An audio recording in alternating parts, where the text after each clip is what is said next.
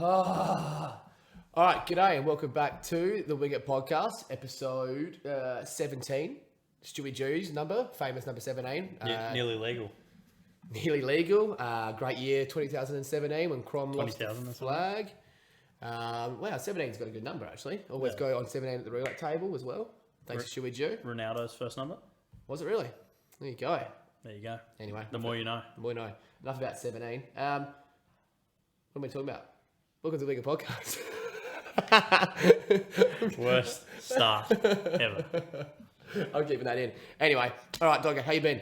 Been good out of quarantine now. So, what was that last episode, wasn't it? Yes. Well, we did that one a little bit late. We did. But no, it was an interesting round of footy. Boring round of footy, games-wise. You'd be lucky to get more than one in terms of tips last week. So, pretty brutal round, but everyone managed to, sort of stick around the same rankings in our tipping competition. Yeah, no, I really moved around. Tucker with a 4. Very good round. That's Not many people can say that. Oh, that is ridiculous. It's West Coast it means you not. don't even know footy if you're Yeah, doing that. that's what I said. If you do well that round, that's not a good sign. Yeah. But no, very interesting round of footy. So we'll discuss round 13, obviously.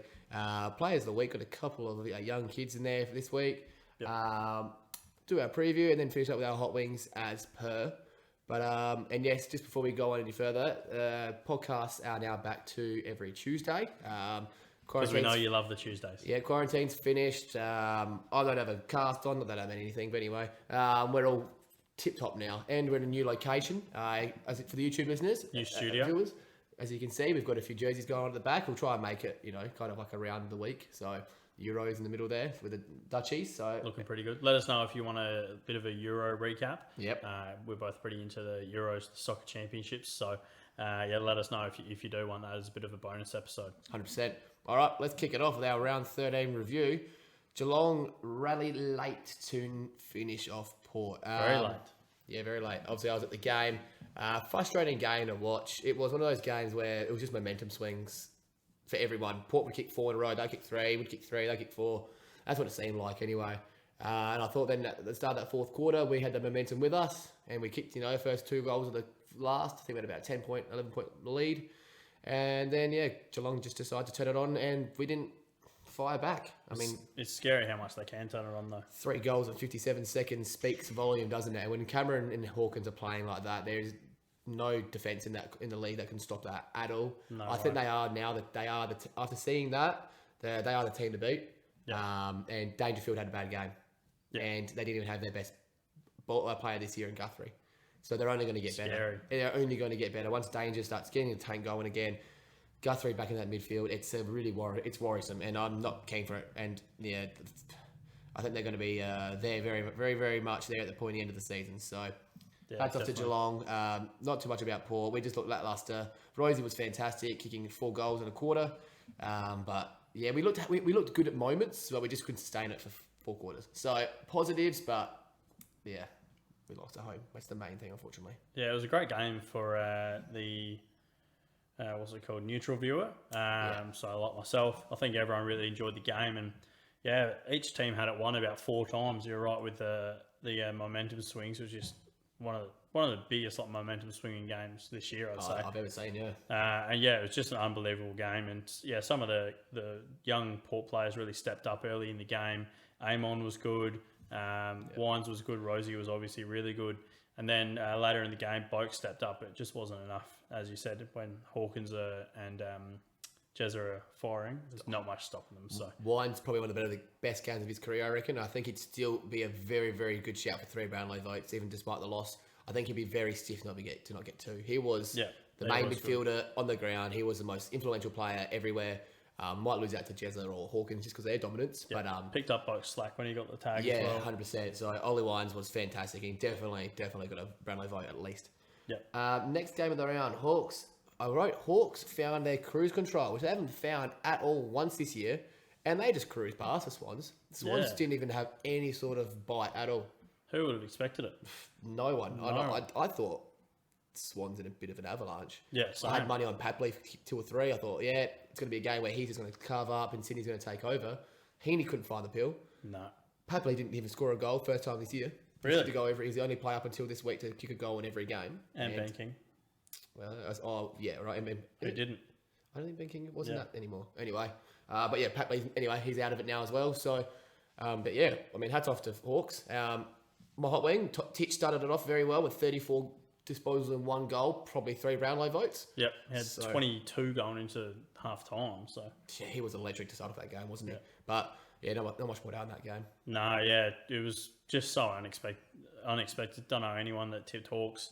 And yeah, John Newcomb's really just was the barometer, if you will. Yeah, Reece Matheson for the Hawks just came in, laid that obvious tackling pressure, and got the record for the most tackles in a debut.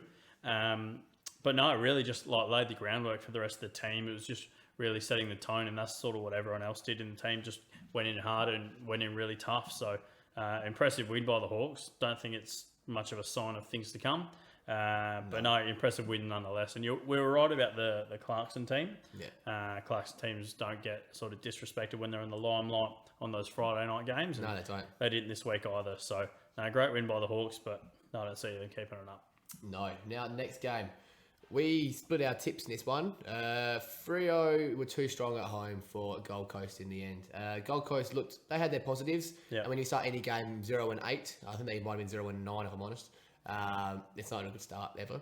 Yeah. A bit of scoreboard pressure early would have done a world of good. Well, Sam Collins being out was, I reckon, the biggest thing about that. That changed everything. Yeah, that's the only reason I changed my tip. I even put him in Matt's multi last week, but I would have taken them straight out of Matt's multi if I knew Sam Collins was going to be laid out. Yeah. I just think with the sort of tools that they've got going forward, with Darcy's ability to go forward as well. Lobster, yeah. Yeah, you can't take that kind of tool out and put Caleb Graham in, who was shocking. I think he got 2 Dream Team points or something like that. And a team that's already low on tools. Yeah. So Zach Smith is just...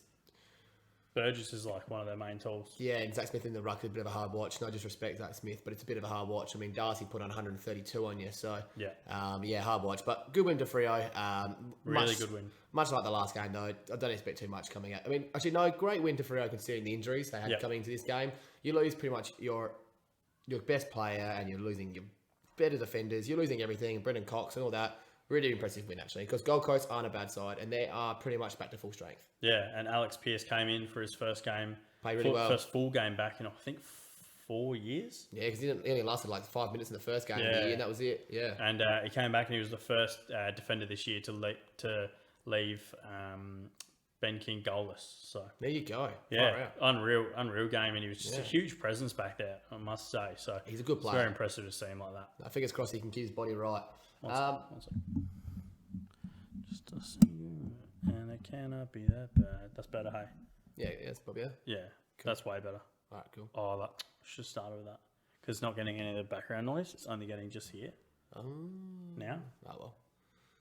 Sounds so good in my headphones. That's so good. That's all right. We know. That's all right. On to the next game. Saturday night. Now, this game. Oh, boy. Doggers hot wing fell awfully flat. Shocking. I actually posted it. Was so on.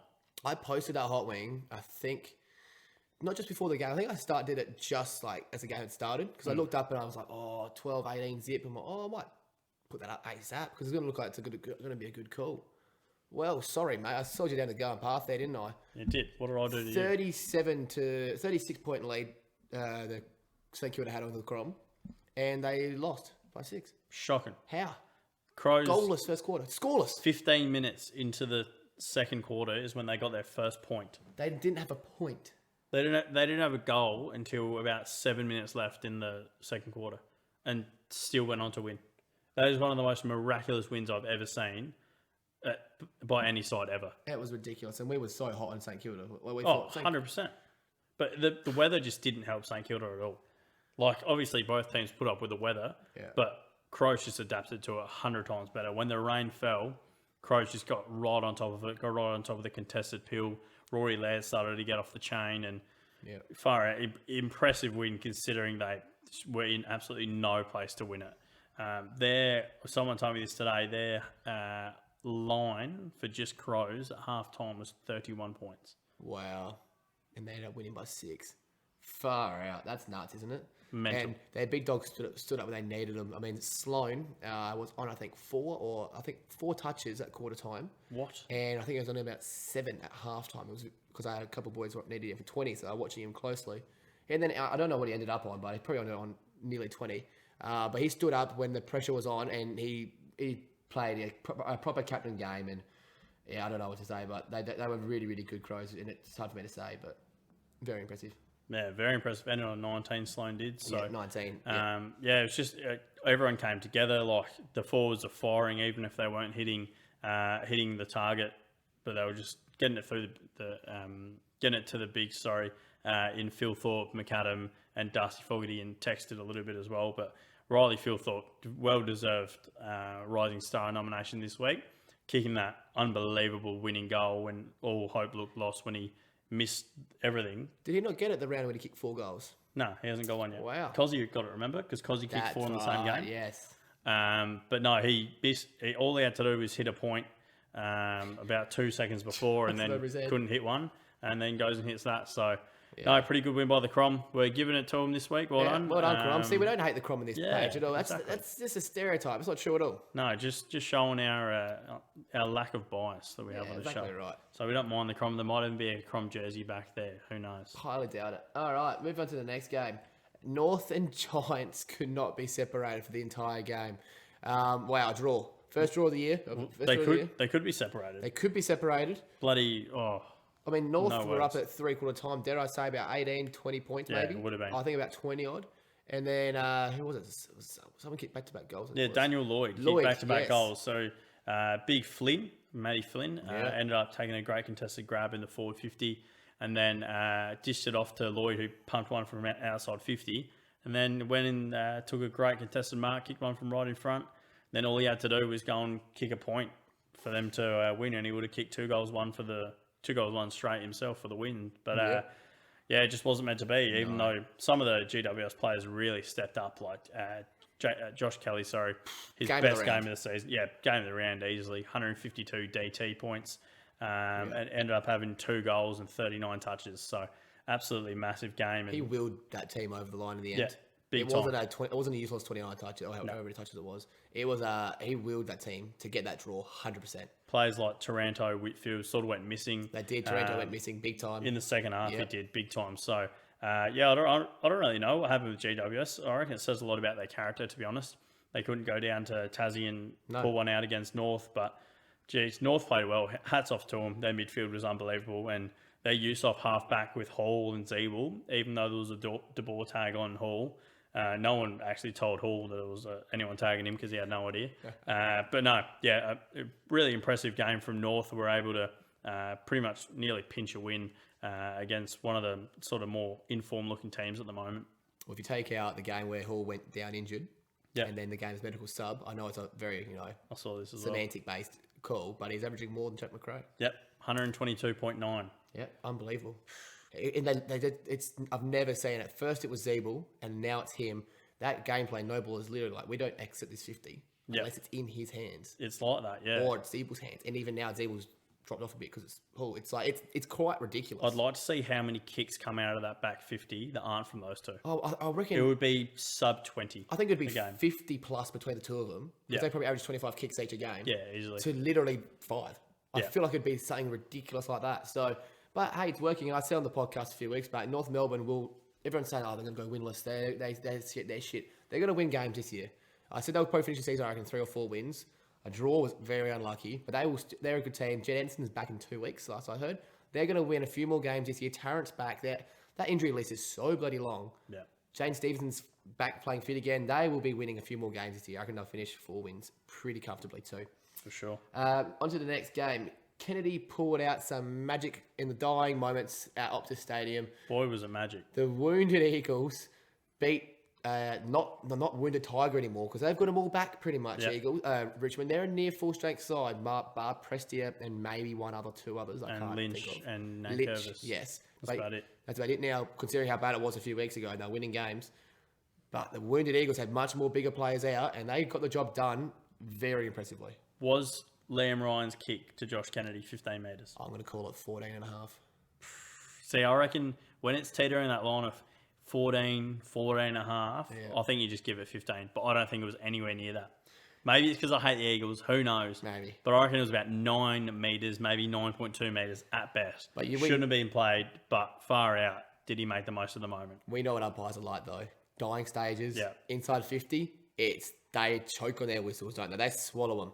They go, no, I'm not blowing hold the ball. I'm not blowing non-15. Yeah. They always play it pretty safe in those moments. So, but yeah, take nothing away from it. Kennedy still had to go back from a very tough angle and kick that goal, and he snuck it into perfection.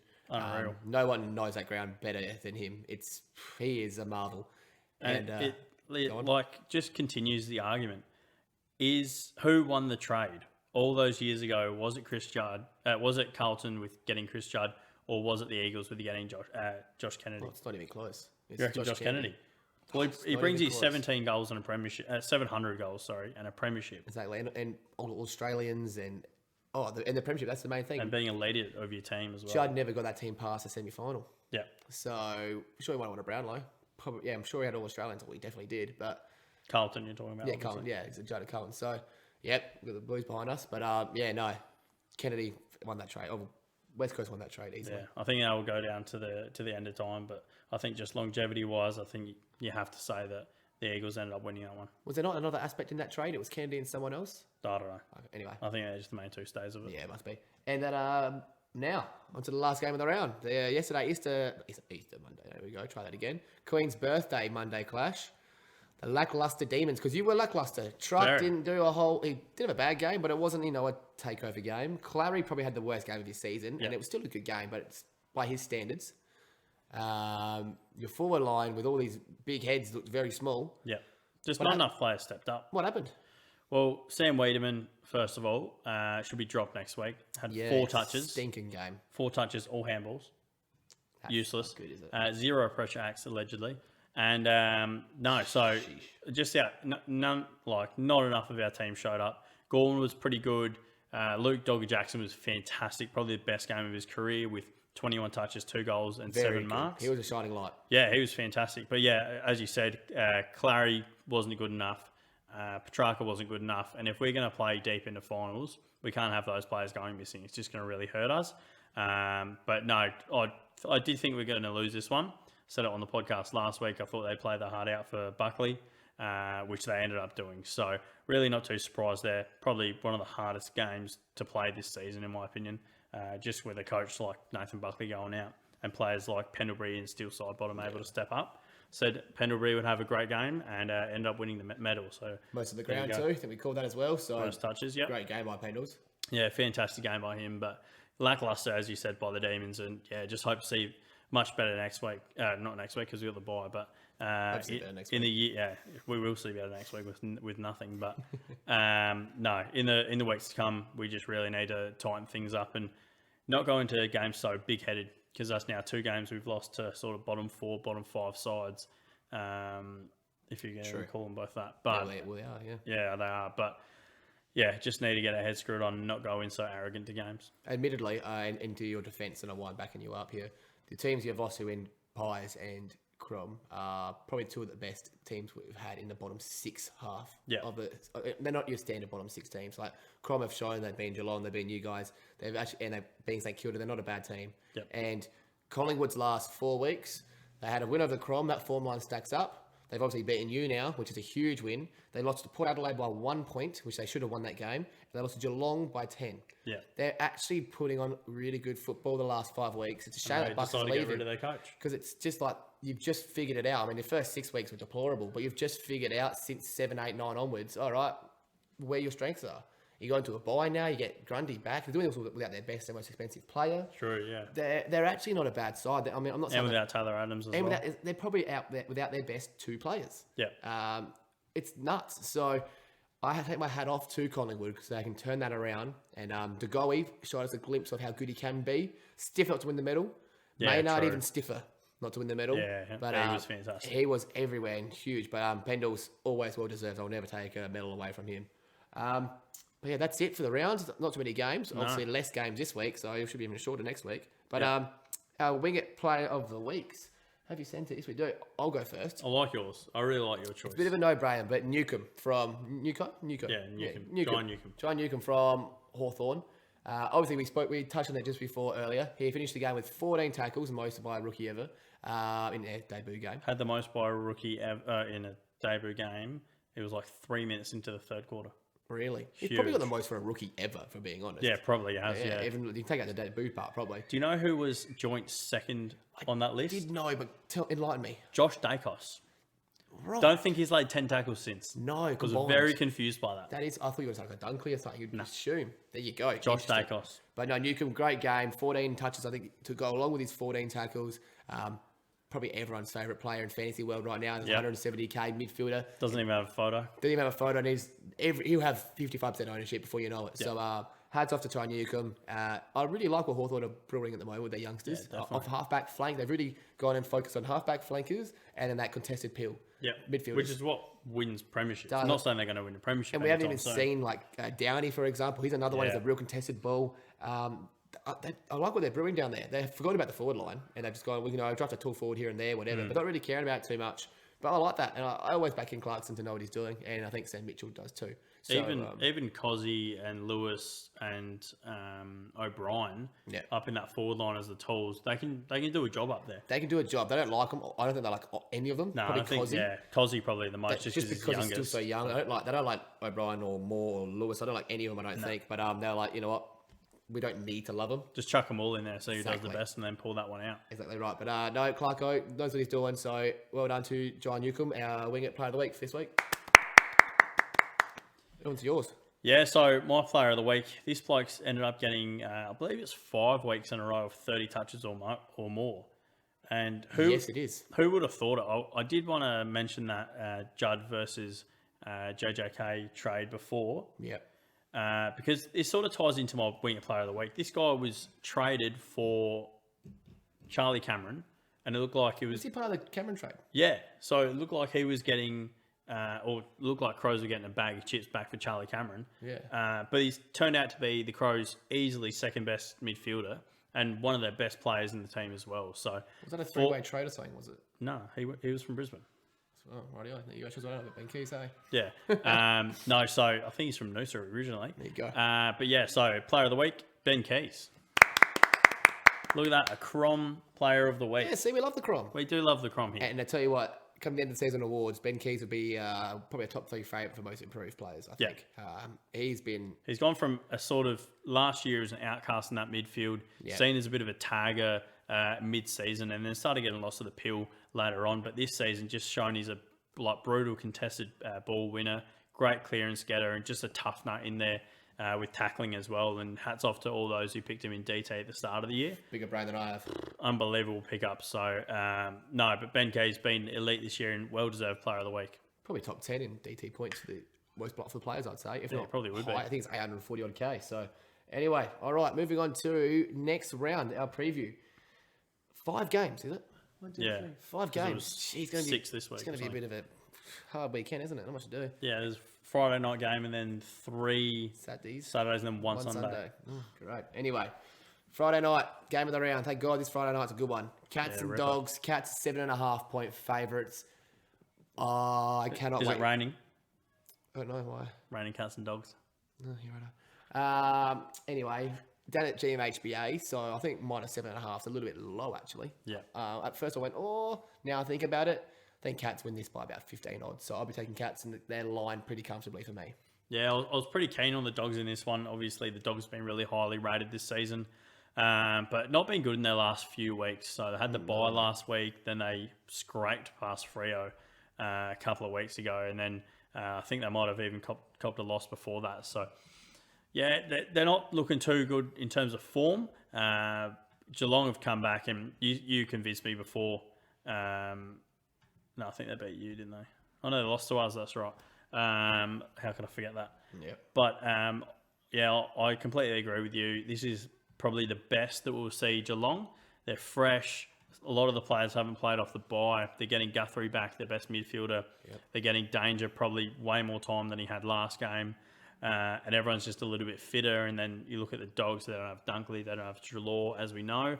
So I'm going to be taking the Cats in this one, but I wasn't too keen on it. But just because of the ins that they'll probably have, and Danger being back to pretty much full minutes, you'd think this time, it's going to be probably a pretty good win for Geelong if they can hit their straps like they have been. And one issue that Bulldogs have always had, particularly last year and still this year, is they don't have a proper key defender that can lock someone down. Yeah.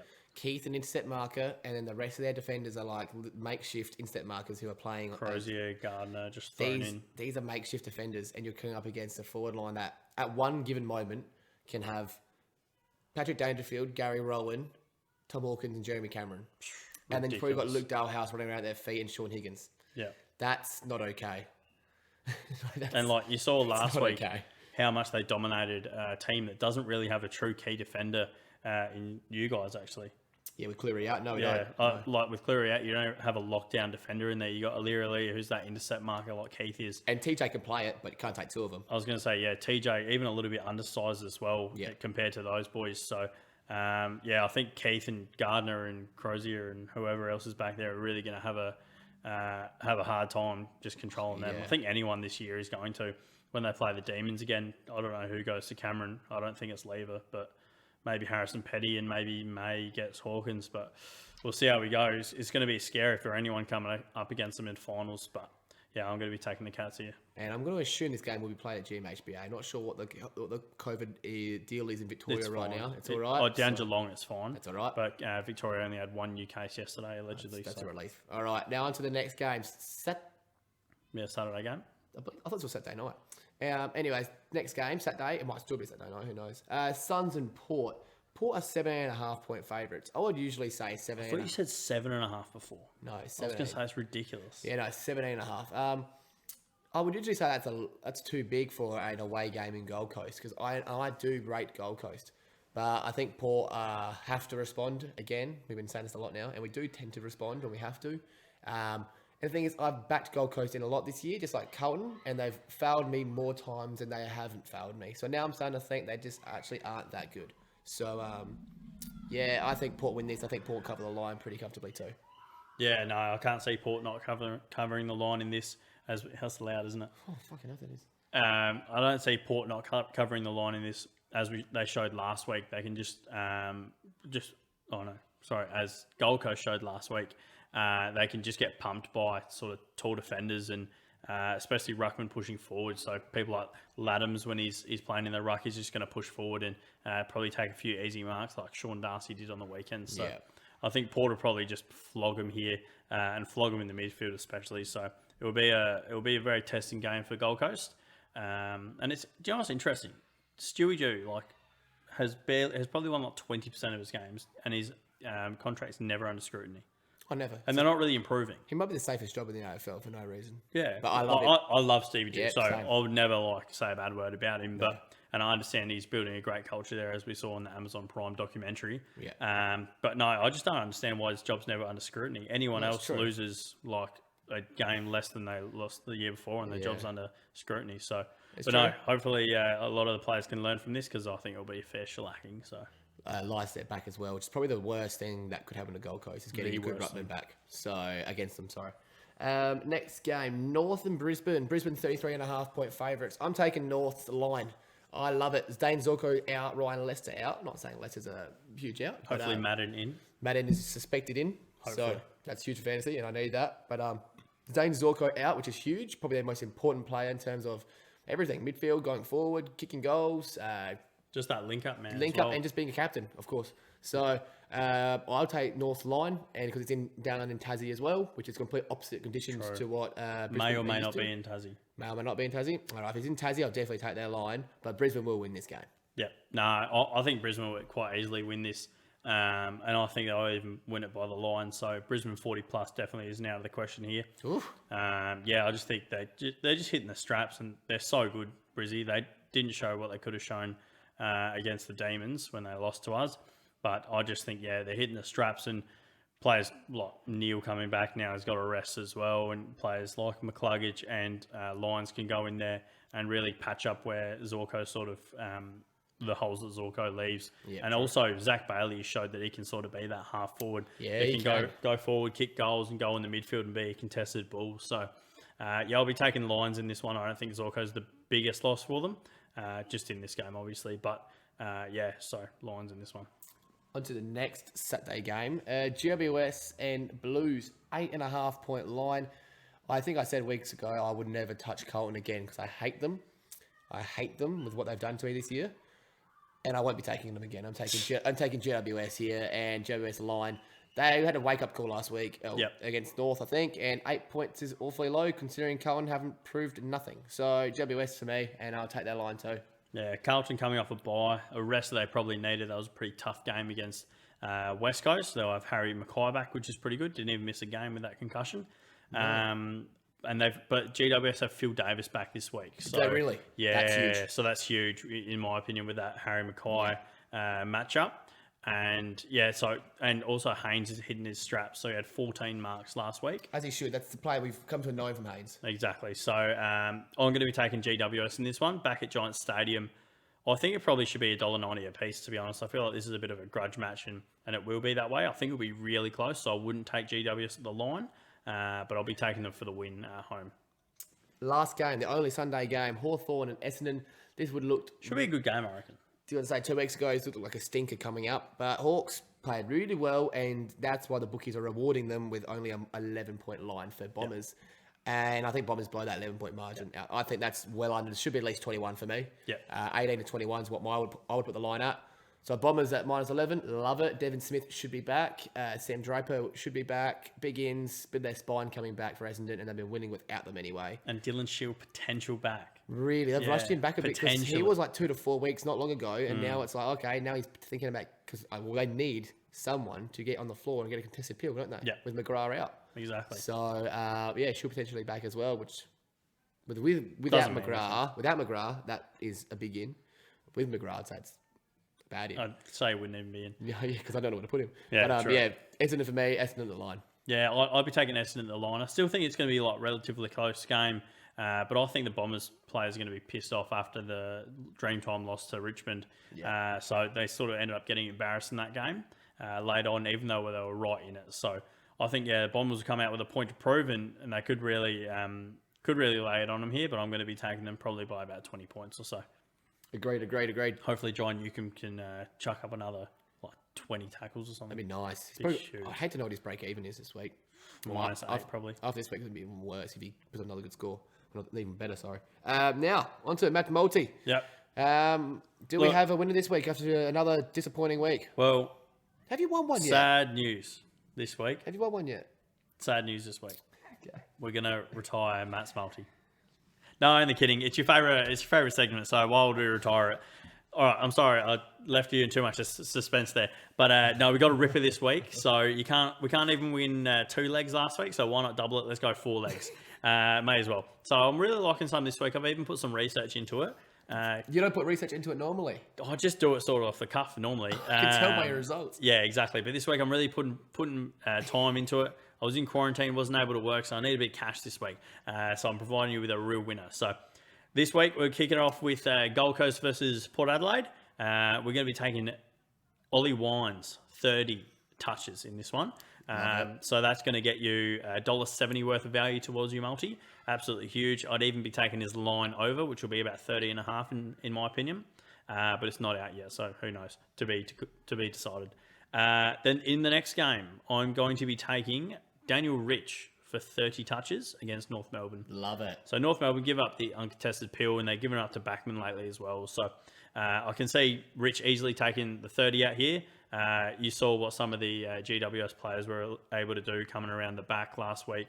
They sort of shared the pill around a little bit more, but Haynes even ended up getting 90 DT. So I'll go Rich 30 with that one. And even for 30 touch games this year as well. Yeah, he's been good. And I've backed him for Group 1 before, and he's won it. So I'll stay loyal to him. And then in the next game, we're going with a bit of an interesting one. First time on Matt's multi for Hopper, but Jacob Hopper for 25 touches against Carlton. So Carlton give up the most contested pill in the league, and Jacob Hopper averages some of the most contested possessions in the game right now. So 13.5. Yeah, there you go. So he's averaging 27 touches. Had a bit of a stinker last week, as most of the Giants midfielders did.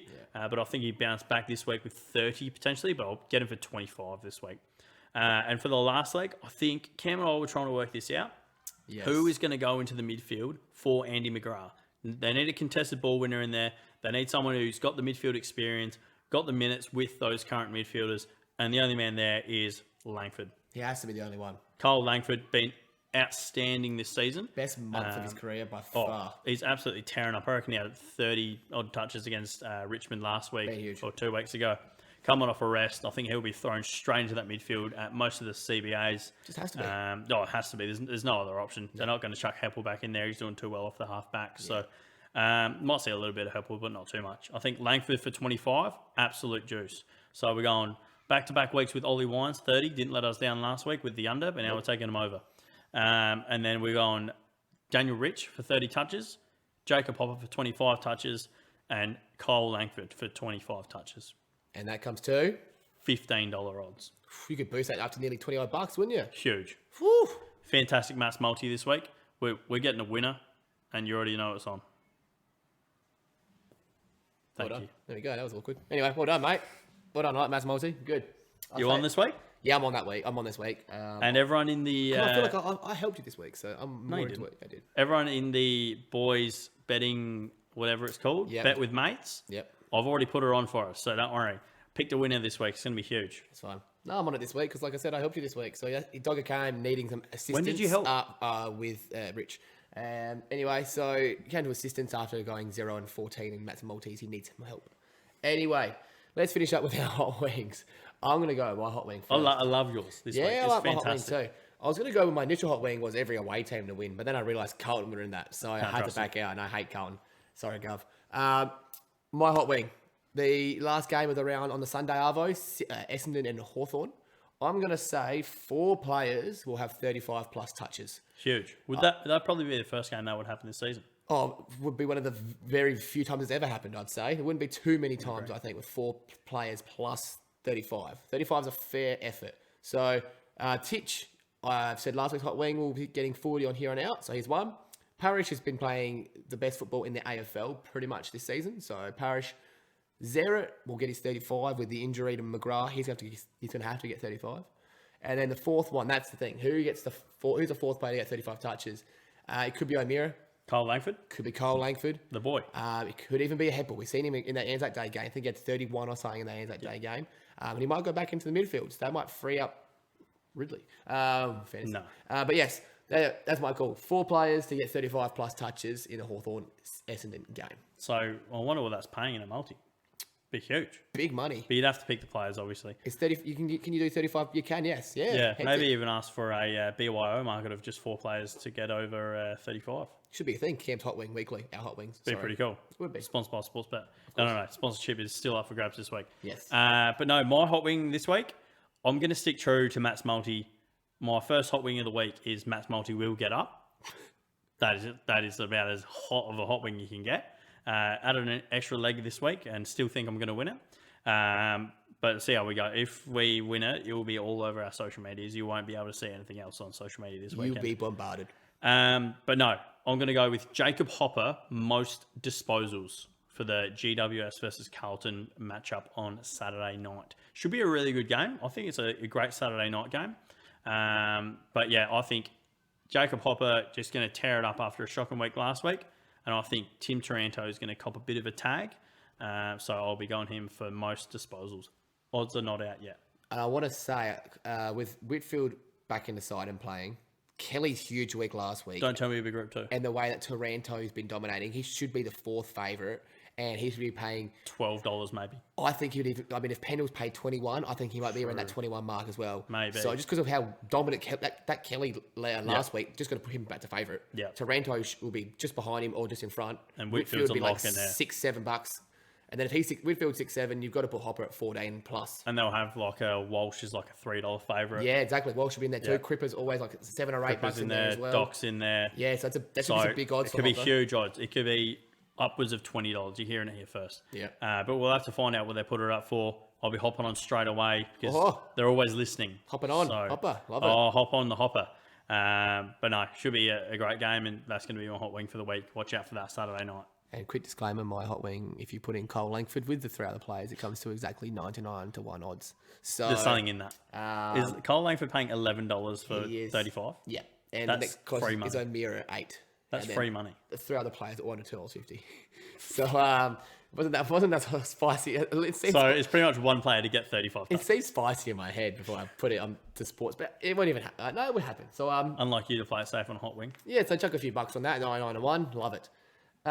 Beautiful. All right, that is our episode 17 and lucky 17 done. Yeah, another episode of the Wing It podcast. Hope you like the new area we're in, obviously. And like we said, if you want to hear some talk about the Euros, we do love our Euros, so more than happy to speak about that. And we could even do a Euro potty. So I think we will do a Euro potty definitely after the group stages. We'll do like a finals preview. I want to say, like a bracket preview. Yeah, bracket preview, which we've done in the NBA and done it for our March Madness. So we'll do another one of them for sure. For sure. So thank you very much for listening to the Wing It podcast. Make sure to follow us on Instagram at Wing It Podcast. Follow us on TikTok at Wing It Podcast. Have a look at us on the YouTubes at Wing It Podcast. Look at that for an alarm right on cue. At Wing It Podcast. And also have a listen to us on Spotify at Wing It Podcast. Thank you very much. Was that your missus telling you to get out of here? No, not me. Anyway, thank you very much for listening. Good night.